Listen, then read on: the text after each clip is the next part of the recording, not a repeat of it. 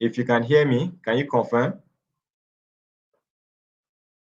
If any of you can hear me, please confirm in the chat. Just indicate by saying you can hear me, so that I'm sure we are all together. Oh, great. Thank you, Timeless. Great. Thank you. Thank you. Thank you. All right. So good morning again, everyone. My name is Dr. Akpem Terese Shadrach. I am a 2023 Mandela Washington Fellow. I'm excited to host this session this morning to provide you all guidance in terms of putting a very strong application for the 2025 Mandela Washington Fellowship Circle. So thank you all for joining. As you are here, I would want us to just use the chat section very effectively. I see a lot of comments coming in already, so you can also let me know your name. So let's just maybe do a quick round of introductions in the next 1 minute. So you can just type your name, maybe a line of what you do and where you're joining from. So for instance, my name is Akpem Terese Shadrach. I am joining, or I'm holding this session from the beautiful city of Makurdi in Benue State. Yeah, so that would be good. So if you can just do that quickly, that will make a lot of sense. So thank you so much, and glad to have all of you here. So let's have the comments coming through while I just do a round of hello to everyone based on what I'm seeing here on my chat. I see Timeless. I think it will make sense to know who Timeless is. He's about the first person who I saw drop a comment. So I'm seeing Shinida Mitch, that should be Michelle. I'm seeing Abdulaziz, I'm seeing Tese Gaba, Cynthia, Francis Jeff, Chinaza Precious, Francis. Okay. All right. Let's keep the introductions coming. Thank you very much. This is going to be very, very short and spicy. I want to keep it very basic and practical so that we can all understand how to effectively do this so that we don't get the whole thing cramped up.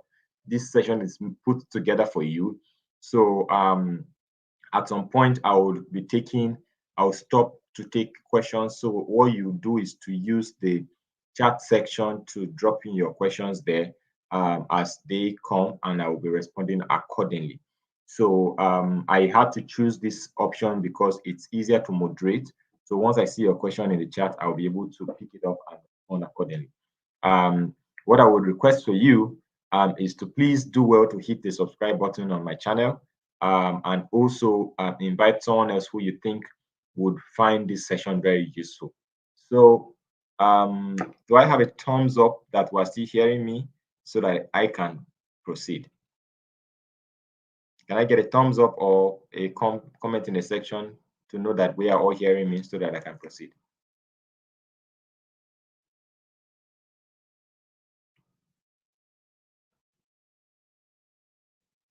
Anyone?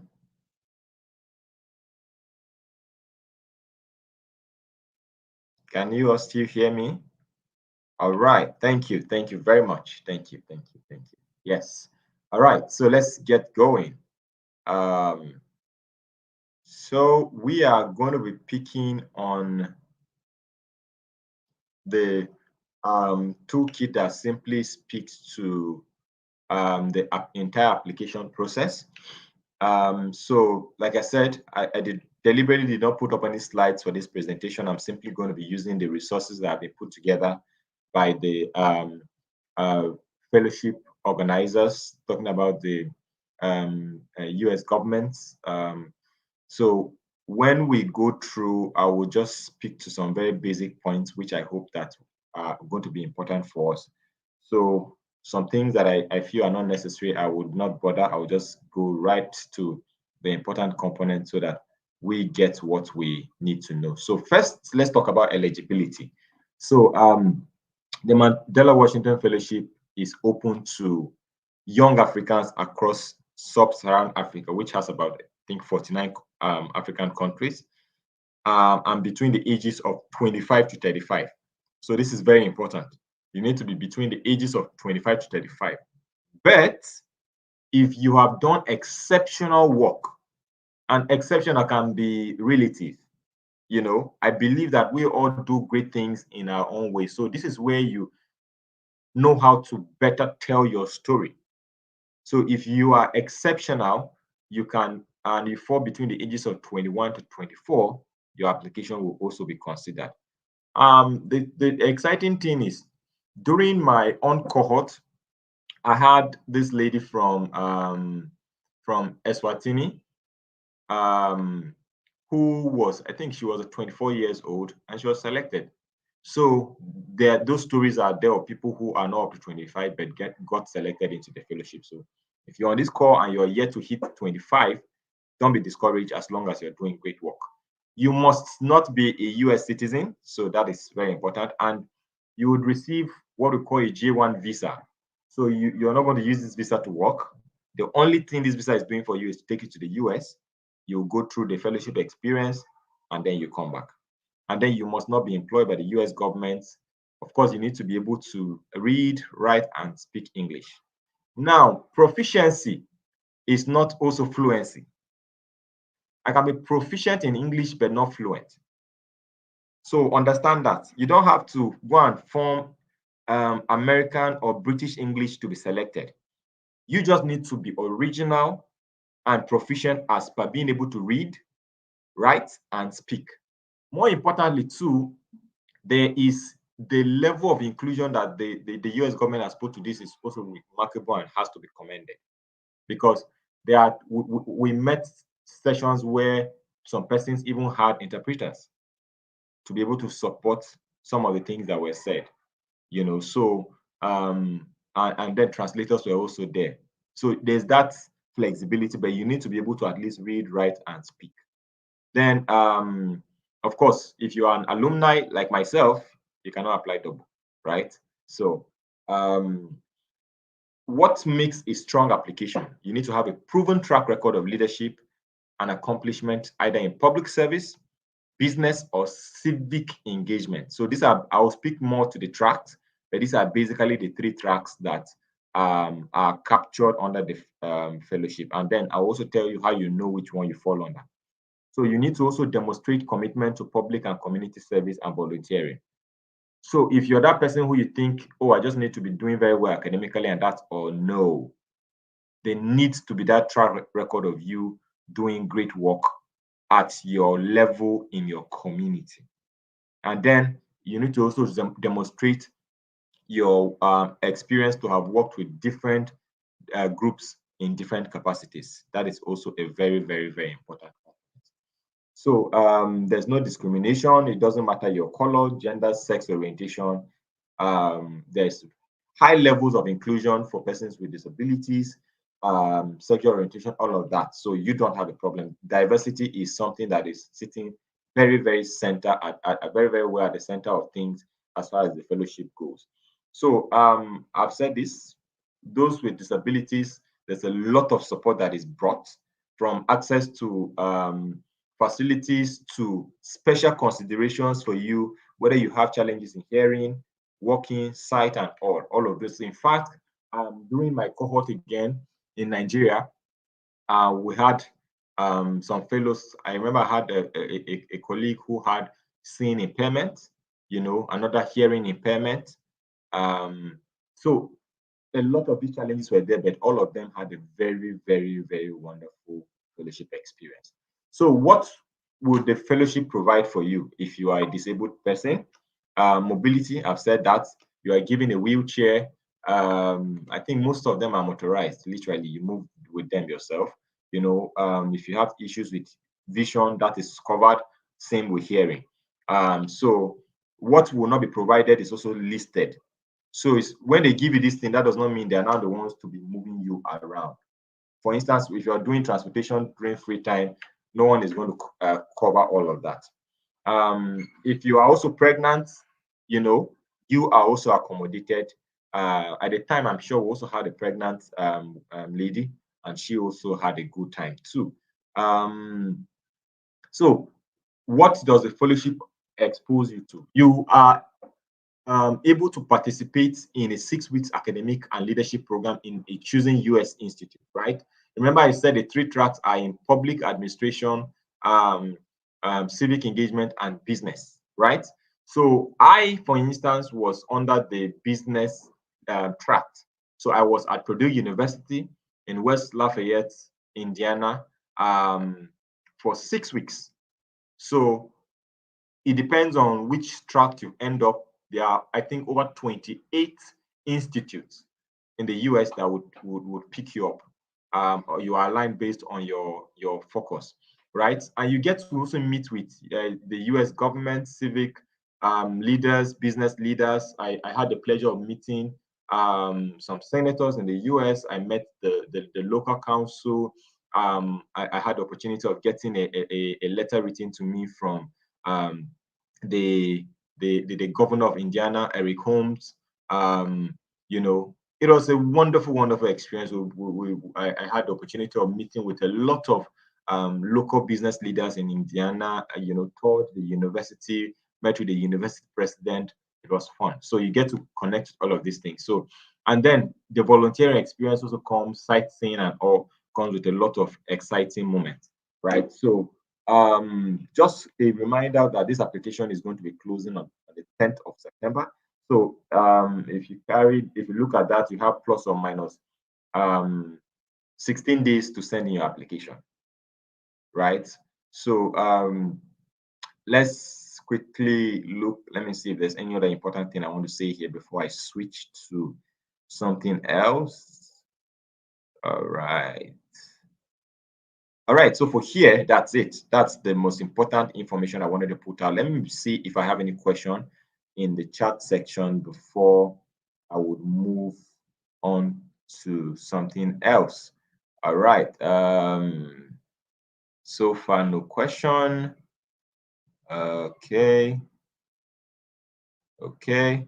All right. So a big shout out to my dear brother, Joshua from Liberia. I had a wonderful experience there as a young political at the Young Political Leadership School for Africa, organized by NEMOT. Thank you so much for joining. One of the big organizations building leaders both for the present and the future. Thank you for joining.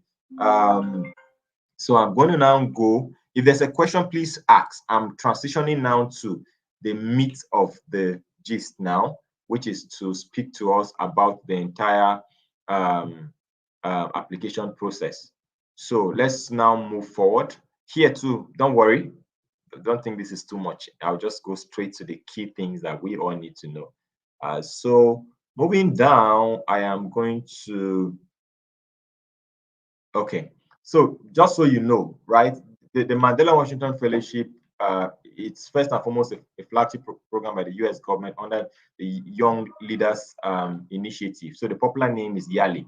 So there are a lot of things that happen under that, whether you're looking at it from the regional sessions that happen to, whether you're looking at it from the leadership sections that happen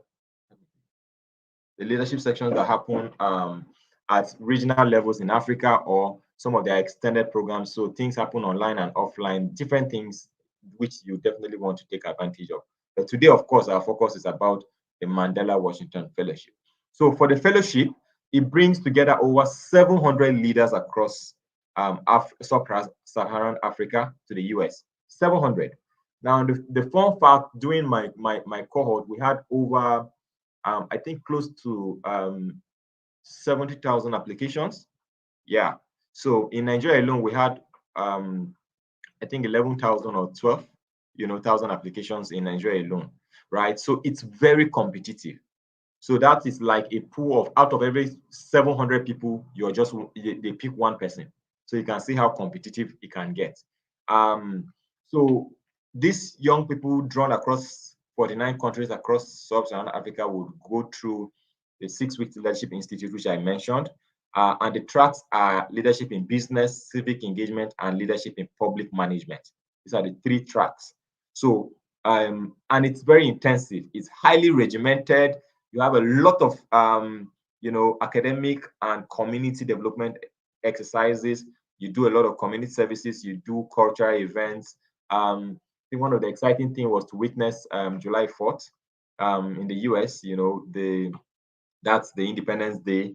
It's beautiful. You see how passionate, the US or American citizens are about their independence and all. And it also reminds you that there's nothing better than seeing, people show and demonstrate love for their country. Something to also take back home, right? So after you go through the 6 weeks leadership institute, we now move from there to the summit in Washington, D.C., where we spend a week in Washington, D.C., right? So that all, you remember, all 700 fellows go to different institutes, about 28 of them. So at the end of our 6 weeks, we converge in Washington, D.C. So that's our opportunity to now finally connect. So here you also get to do a lot of sightseeing. I remember one of the things that I can't forget and always cherish is the opportunity to visit the Abraham Lincoln Memorial at DC. It's something I've always dreamed about. I've watched a lot of movies with it, and I was like, okay, if I ever go to the US, this is something I want to see. So that was also an opportunity. I visited the Black Culture Museum, several things, to see and immerse in. Then there's also the optional 4 weeks professional development experience. So this is also highly competitive because only 100 fellows are selected for the PD. So and it's an optional question which you answer during the application process. It's not mandatory. You don't have to participate if you feel you don't have the time to do it. But I would say make that short. It is a beautiful experience. It's more or less immersing in a work environment similar to what you're doing. So you learn a lot of things and you also contribute back. So if you are now selected, you now spend an approximate of about 11 weeks when you add everything together. So I don't want to talk about opportunities for alumni. Let's get through, and when you successfully come out, but trust me, there are several opportunities if you successfully become a Mandela Washington Fellow. There are some opportunities that are literally exclusive to alumni members. You might see it publicly, but you won't be able to apply because you are not eligible. So making through this opens you up to an elite group, I would say. So and I think the total number of fellows across, adding the ones that recently concluded, I'm not sure if they're up to 7,000 yet, but so it's really, really an elite group that you want to be part of. So I've already talked about the provisions, but just so that I emphasize, what do you get from the fellowship? Of course, you don't pay a fee. Applications is free. You get a J1 visa, a round trip. So your airfare to and fro is covered. If you're also supposed to do trips in the US, is covered. Your accommodation is provided by your leadership institute. Now, not every institute gets this. Some might provide you some level of stipends to support you on ground, or they will give you a card which will cover with your expenses on ground. Of course, IREX will also give you a standard fee.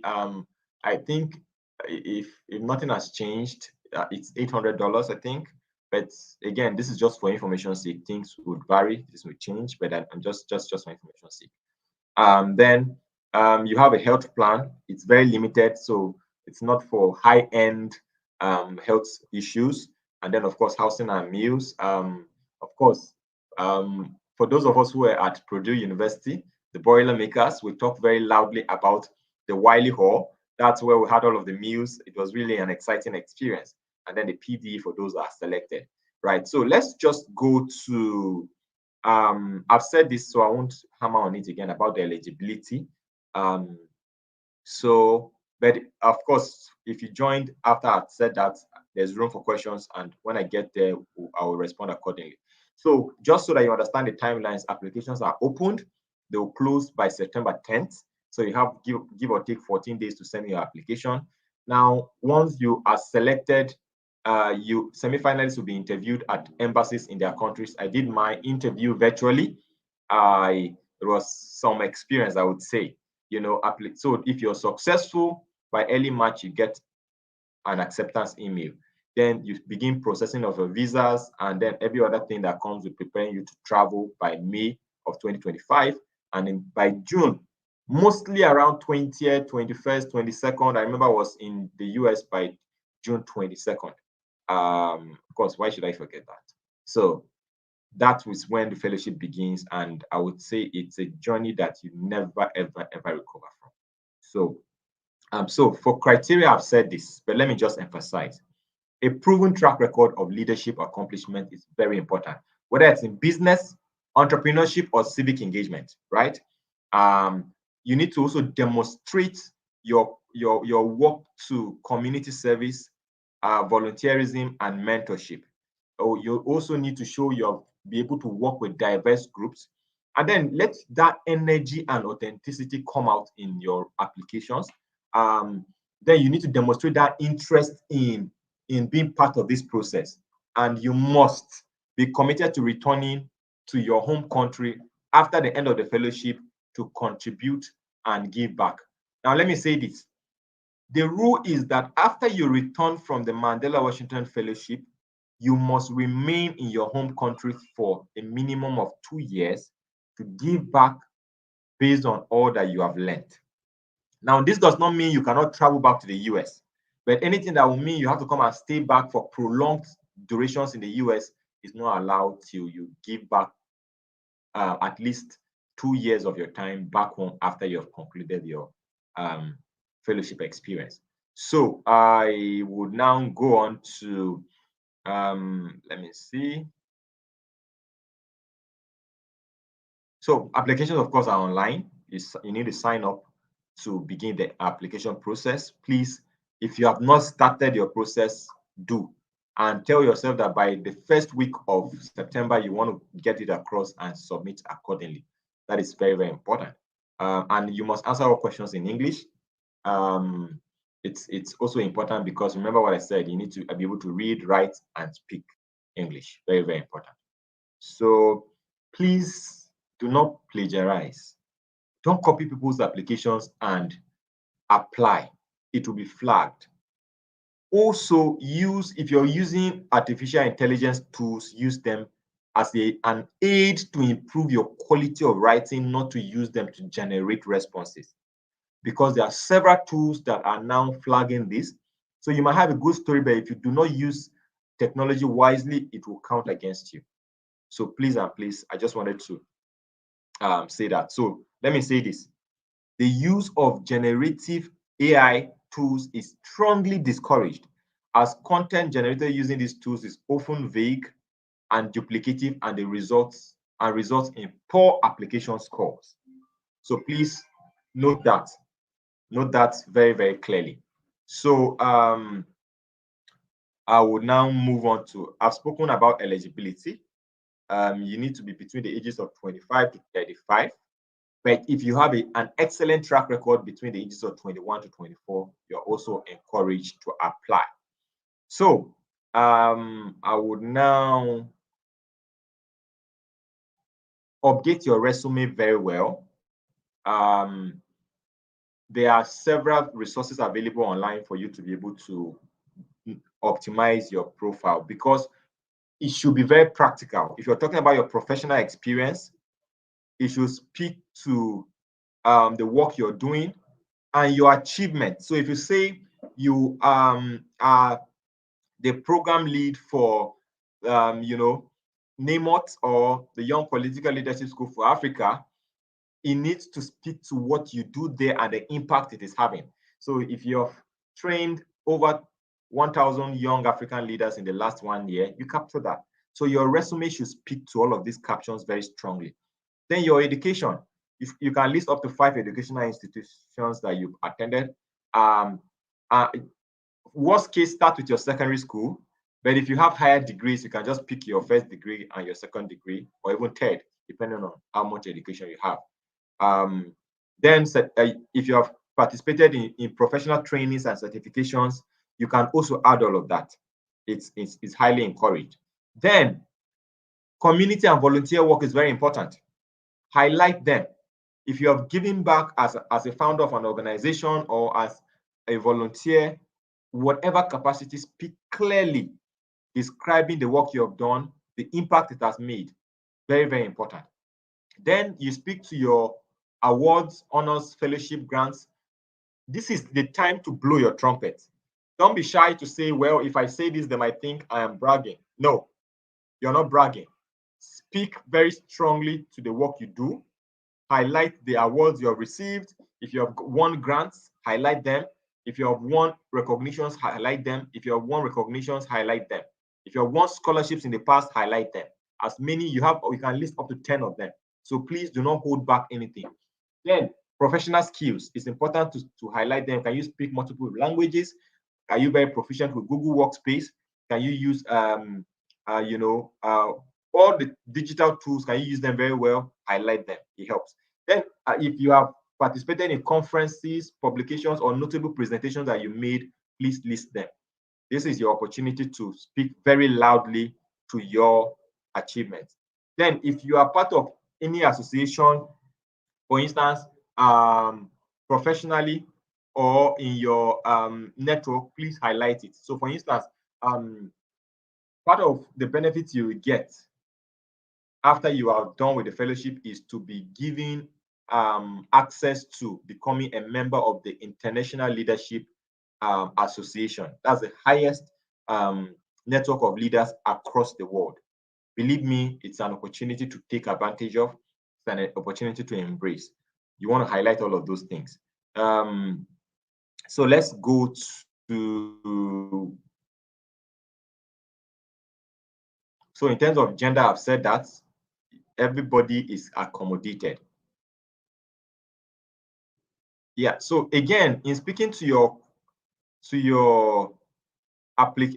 level of education, it's also important to state all of that very clearly, whether you're entry level, mid level, or senior level. You want to also clearly speak to that. So let's just quickly go to the questions. Okay, no, let's talk about the institute tracks. So here, this is about the three focus points of the fellowship. Remember the first one, leadership in business. I was under the business track at Purdue University. Then there's the leadership in civic engagement, and there's also the leadership in public management. So how do you know which one fits you? So leadership in business, it provides fellows with an overview of the entrepreneurial strategies for profit and socially minded enterprises. So if you're somebody who is an entrepreneur or social entrepreneur, so what you do if there is profit in it, you are in the business space, you do things for profit and impact, you fit under the leadership in business tract. Now, leadership in civic engagement, if you work in the NGO or development sector, you fit under the leadership in civic engagement. Leadership in public management, if you are an employee of government, then you fit under the leadership in public management tract. So these are the different focal areas as far as speaking to these three sectors are concerned. Please ensure you know the tract you fall under, because through this, you can now effectively put your application under the right channel. You don't want to put it under the wrong one. Because if your strong suit is in business, but you are writing under civic or you choose civic, the applications are going to be filtered in these three layers.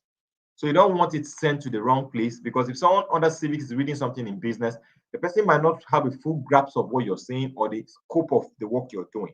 So ensure that you're sitting under the right category. But when selecting, the good thing is you can choose first, second, and third options. Of course, my first option was business, second was civic, and then third was public management. You can also be able to do the same thing. But remember, it must align very closely to your daily work, education, and community involvement, or even future goals. Very, very important. So let's now come to the questions. Again, the use of AI is highly discouraged. Stay original, write your truth, and trust that it will work in your favor. The process is highly competitive, and the last thing you want to do is to shoot yourself in the foot. So before I begin speaking to the questions, let me be sure I don't have any question that needs me to respond. Oh, so I'm getting, let me see if I have any question. I will quickly respond before I move on. Does it have any limitations to applying for another program if you are selected for this one? Not at all. So Terese Shadrach is asking if he has any limitations to applying for another program if you are selected for this one. No. So people are selected for the Mandela Washington Fellowship and they decline because maybe something else came. So it doesn't matter. You can apply for it and you can be selected. And if you feel something more important came up, you can decline. That's why at the end of the day, the decisions are you are either accepted, placed on the waiting list, or rejected. If you're placed on the waiting list, it means that once somebody declines to go through, you are now upgraded. So that's something you can have at the back of your mind. So there's no limitation. So looking at this, thank you so much, Joshua, for the kind words. Let me see. All right. Okay, Timeless is saying my friend Hawa, a librarian, was at Purdue University. Awesome. Awesome. Okay. All right. So I don't see any other questions. So let me just go back to the last part. All right. So let's pick to the essay. So you have about 5 questions to answer. 2 are what we call long essays because they have 250 words. And 250 words can be small or big, or long or short. It depends on how you want to craft your message and how much you have done. The first question you get is, what motivates you to work in the field you do? And what specific goals do you hope to achieve within the field? Provide an overview of your major professional accomplishments from the last year, including specific examples of how these accomplishments have brought you closer to realizing these goals. This is a very specific question that requires you to stay very focused in your writing. Now, if you begin this question, it already says that you have already aligned with the tracks that you have selected. So when you begin the journey to say what motivates you to work in the field that you do, is asking you about your driving force. Why do you do what you do? Did you start your work in leadership building because you saw the huge deficit, or you yourself have experienced the impact of poor leadership? Did you start your foundation in education because you have suffered from poor access to education? You need to speak to that. Then when you now highlight that, you now have to now go on to speak to your major accomplishments. So you have highlighted the problem and the motivation behind it.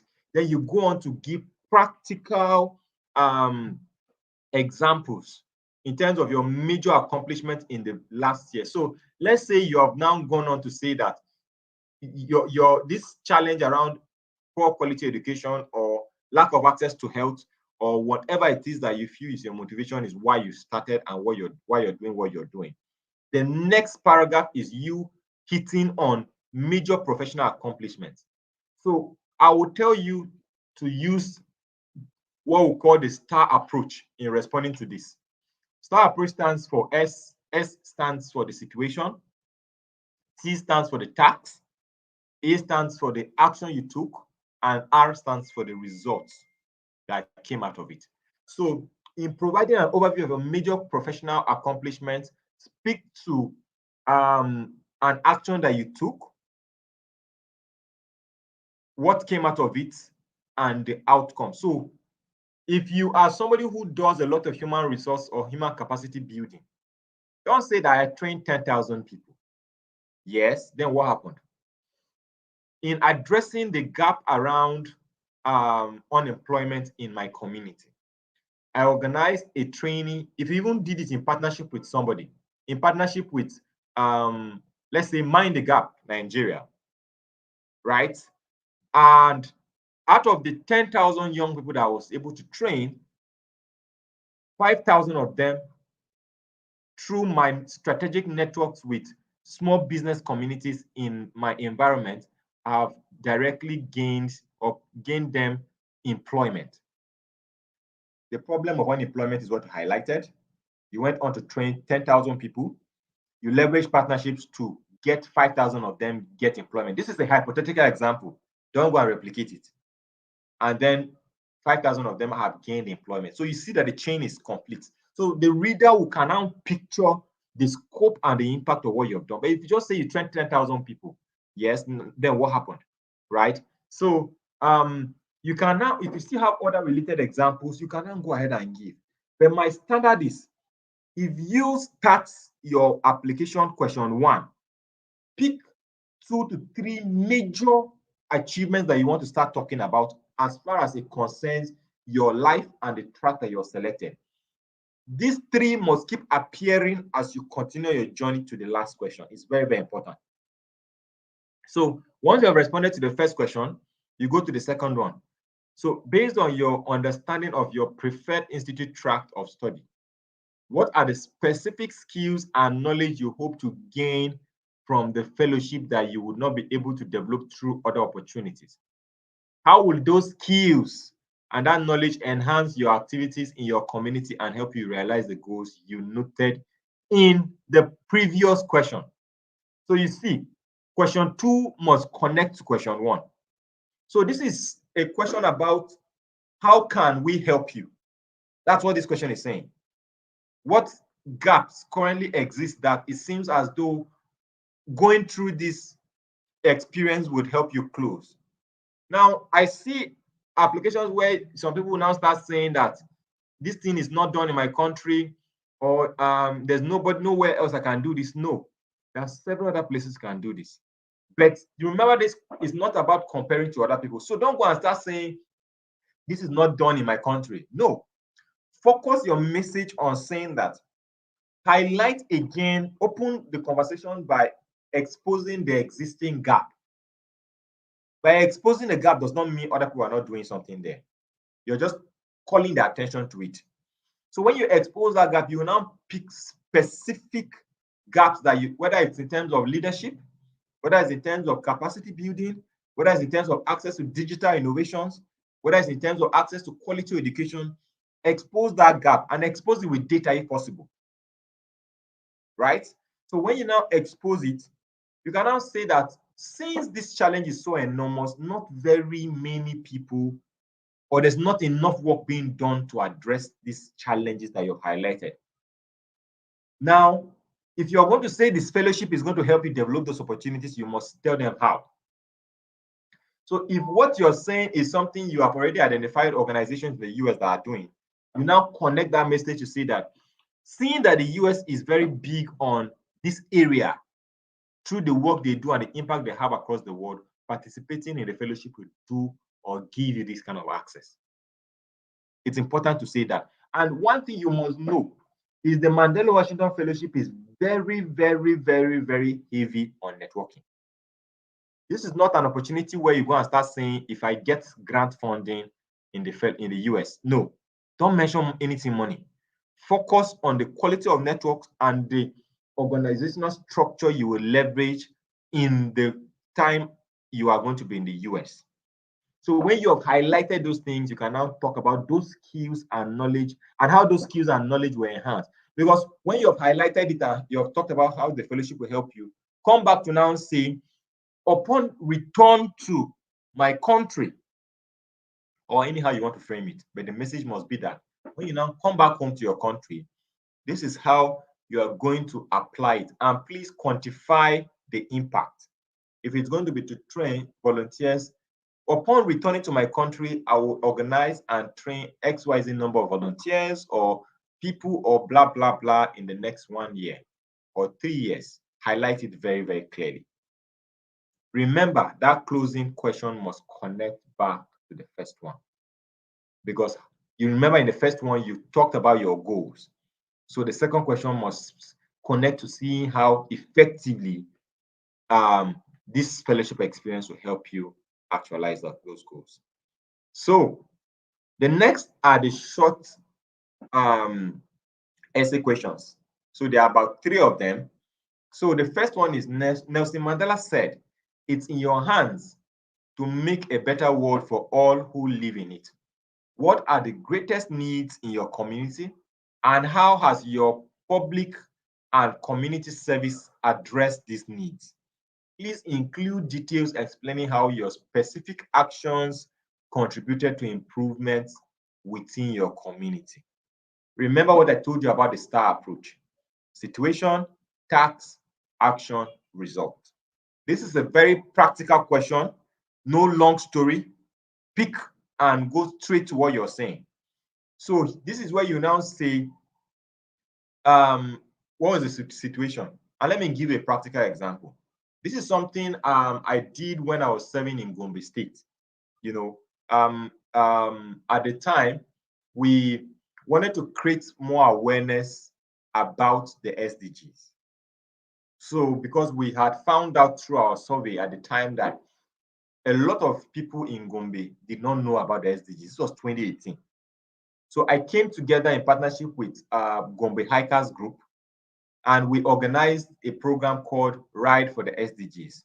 So we brought together about 300 young people, rented bicycles from, so that's the exciting thing, one of the things I miss very dearly about Gombe State. So you have a lot of people who rent out bicycles. So we hired about 300 of them, and we rode round the community, creating awareness about the SDGs. Because people saw us, they were interested, they wanted to come and know more, we'll stop, we'll educate, and then we'll move. You know, this was me doing an activity. I just wanted to throw out so that you can see a situation, limited knowledge of the SDGs. The task at hand was, what will we do? Action: organized a Ride for SDGs awareness campaign in partnership with an indigenous organization, which was able to galvanize support. And the result, we were able to gain a lot of awareness. I think we had close to 1,000 people participate in that activity. You can use any example you want. You also give the example of how we ended up setting up SDG clubs. There are several ways to be able to do this. So the goal is speak to something you have done and the clear outcome that came from those actions that you took. This is not where to go and do generic story. Anytime you throw out a number, you must take it to the end to speak clearly to the outcome, even if it's one person. And please, let's not be tricked to think that you need to call a lot of numbers to get people excited. Sometimes it's just one person. How did your activity transform the life of one person? It's at the end of the day, it's human beings that are reading these applications. If you effectively evoke that emotion and they see the genuinity and authenticity of your message and your story, you have gotten them.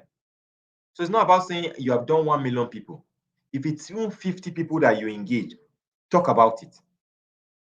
Because at the end of the day, there needs to be that connection. So the next one is, what steps do you regularly take to ensure inclusion of diverse identities and ideas in your work? Describe a time you proactively work to reach diverse groups within your community and your specific actions, and how your specific actions were impactful to their experience. Let me stay with my SDGs example. So before we did that Ride for SDGs, we did a survey. So if you know Gombe State in northern Nigeria, you know that it's a northern state and with a lot of indigenous people who speak their native language. One of the popular ones is Hausa. So if we did a questionnaire that was only English because we are graduates, we will not be able to capture majority of the audience. What did we do? We transcribed the questionnaires to Tiv language. Oh, why did I say that? Not Tiv, Hausa language. So I'm Tiv from Benue. So that's why that came true. So to Hausa language. So through that way, we got over 600 people who participated in that survey. And they were really excited to do it because we went there, they could understand what we were bringing to them because they could relate to their language. That is us. But that was me as a leader demonstrating diversity. So it's important that you show a time where your action or activity accommodated diversity and inclusion in the work you're doing. So you need to be able to capture that very clearly. Then the final question is, please describe a challenge, a mistake, or a setback you faced in detail and the specific action you took to address it effectively. How did this experience help you grow as a professional and as a leader? The organizers of this program know that we are all humans and we make mistakes. This is an opportunity for you to share your vulnerability or that vulnerable moment you had as a leader. But the most important thing is, how did you come out of it? Did you go for a conference where you didn't anticipate that they will be speaking in a different language, and maybe you had to learn another language through a digital tool, let's say Duolingo? Were you planning for a program where somehow a major sponsor, stood you up? How did you overcome the challenge? Speak to an experience that is very practical and always use the STAR approach. Finally, the professional development experience. This is where you simply would, they will ask you whether,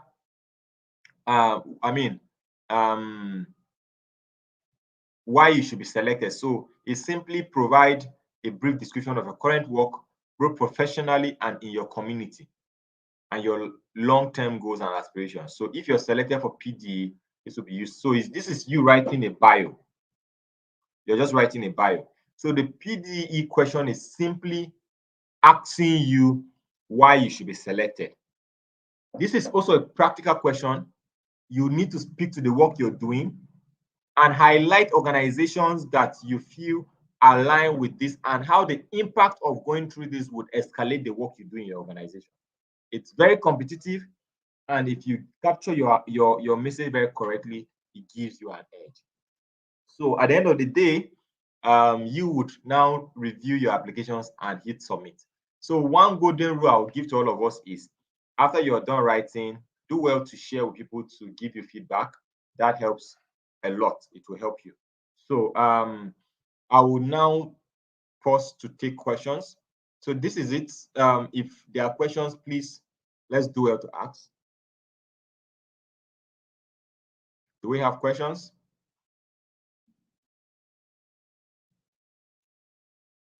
I'm done presenting. So at this point, if you have questions to ask, I'm going to go through the chat section now to pick them out. Okay, so Michelle says, for the first question, do we use the storytelling approach to respond? Okay, so that question is asking you, let me go back to it. Thank you, Michelle, for asking. Let me go to the first question. That question is asking you to talk about yourself and the work you do. A story approach cannot go very well here. So it's you need to be as factual and analytical as possible for this first question. What motivates you to work in the field that you do? And what specific goals do you hope to achieve within that field? So it's a very clear-cut analytical question. Then you have to provide your overview of major professional accomplishments. In the last 1 year, you have been able to do X, Y, Z in this capacity. This is the outcome. So it's not a story approach. You need to follow the stepwise analytical point where you're picking out your clear-cut achievements that are clear for all to see. So where the story part comes in, question 3, 4, and 5 are best to use the storytelling approach. Michelle, I hope you got, I hope that's a helpful response. Should we drop emails here for the presentations? Okay, so you don't have to. I would, these resources are open source. I probably would, you just need to go on the Mandela Washington Fellowship website under resources. They are all there. So for the application link, that is also going to be there. Let me see if I can get it out for you. All right, let's keep the questions coming. I would want us to close the call, the meeting in the next 10 minutes or less. If nothing comes in by 11 at the dot, we'll close the call if there are no questions from any of us. Okay, so somebody asked for the link, so I would copy now and share.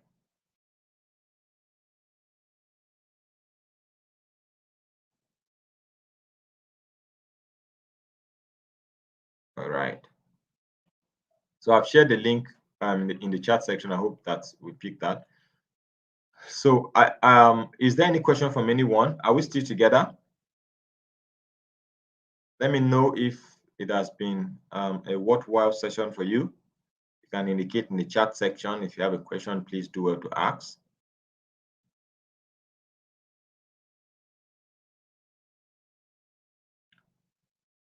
Okay, yes.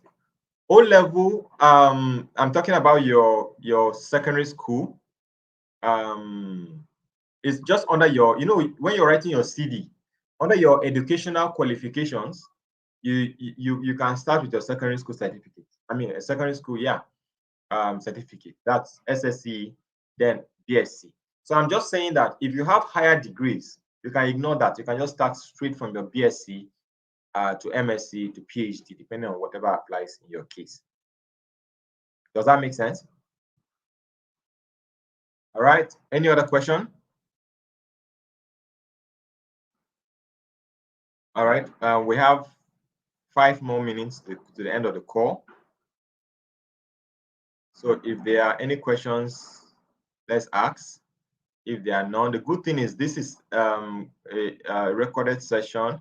It's going to be on the channel. If you think you need to watch it again after now, you can go ahead and also watch again and do well to share. Please, if you are yet to hit the subscribe button on my channel, I will be really honored to have you do that. Thank you in advance. So you can also share the video so that it helps those who are also looking to apply to be able to gain more insights. Must secondary school be included because I love adding just my BSc? No, your secondary school, it doesn't have to be included. We all know that there's no way you can have a BSc if you did not go through a secondary school. So, and that's why I said if you have an MSc, you don't even need to add SSC.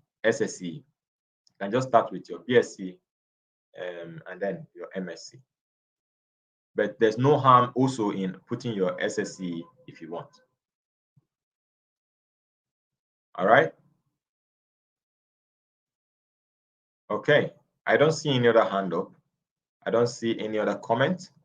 So I will just, but for the sake of staying true, I'll stay with you for 3 more minutes before I'll end the session. Okay, Benjamin says, as an undergraduate, which qualifications are you advised to use? You are going to use your secondary school, that's your SSC. And for those of you who are students on this, university students, let me encourage you to apply. As long as you have great work. During my cohort, I had a colleague who was a student. She went through to participate in the fellowship. So I just wanted to throw that out. Can someone be allowed to go for study scholarship to the US after returning for the Mandela Fellowship same year? I mean, different scholarship. No. Remember what I said. If you go for this fellowship, one of the things you are committed to doing is to give back to your community. That does not mean you cannot travel back for short programs, but for an extended educational program, you cannot participate in it till you do your due diligence in terms of completing the time that you're supposed to give back. So, okay, trying to respond to. Yes. Okay, Cynthia says, thank you so much for an enlightening presentation. For the PD, is it necessary to identify an organization? No, you don't have to identify. You simply just need to, but if you find one that aligns with you, there's nothing wrong with highlighting it. There's nothing wrong with highlighting it if you find. But if you don't, just speak to the generic ecosystem. But the thing about the PDE is, it's like internship. So at that point, if I was reviewing your application, I would be expecting that you should have understudied organizations that are doing what you're doing, so that you can be able to get all of that insight. And they just want to see how specific you have gone in figuring out what you want. So if you can add, that would be good. How long is the fellowship for? You do 6 weeks. And if you're selected for the PD, you do an extra 4 weeks. So that takes you to about 10, 11 weeks in the US. But standard is 6 weeks. Okay. During the last fellowship application, I couldn't upload my credentials. Well, so sorry about that. Just ensure you're uploading PDF versions, and your internet is good. And maybe you can use different browsers like Chrome just to ensure that you don't have any of such issues again.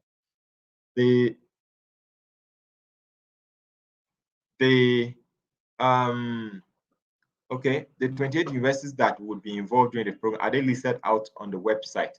Yes, a simple Google search can provide you with all of the universities. They are all there.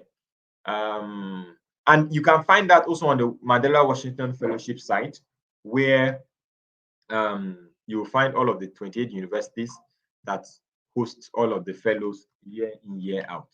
So I want to wind down now. So let me see very quickly. So in closing, I want to thank you all so much for making time to join. I want to give a big shout out to first and foremost the Mandela Washington Fellowship platform through the US government. I want to thank IREX. I want to thank Purdue University Boilermakers, Boiler Up. I want to say a big thank you for the time I had during that experience. It has transformed me in a million and one ways, and it's a journey, right? I want to thank you most importantly for also joining. And in closing too, I want to thank the Hub 17 Innovation Space for availing themselves to make this partnership possible for us to host this session. And I hope that we all got value. So thank you so much. Let me see. Okay. Oh, there's still another question on the PD. I'm an SDG 16. Will it be nice if I mention it in my work to intern? Yes, you can do that. You can do that. So saying that, beyond just talking about the fact that you are an SDG 16 person, highlights the work you're doing. Very, very important. All right. Thank you so much. If you didn't join very early, you have the opportunity to watch the information on this channel. So you can now take all the information you need from there. So thank you so much, everyone. And I want to wish us all a wonderful application. And I wish us luck. Please submit on time and ensure you give your best so that you would put your best foot forward. This is highly competitive and you do not want to sleep on this opportunity. Thank you, everyone. My name again is Dr. Shadrach, a 2023 Mandela Washington Fellow at Purdue University, West Lafayette, Indiana. Thank you, and over from me.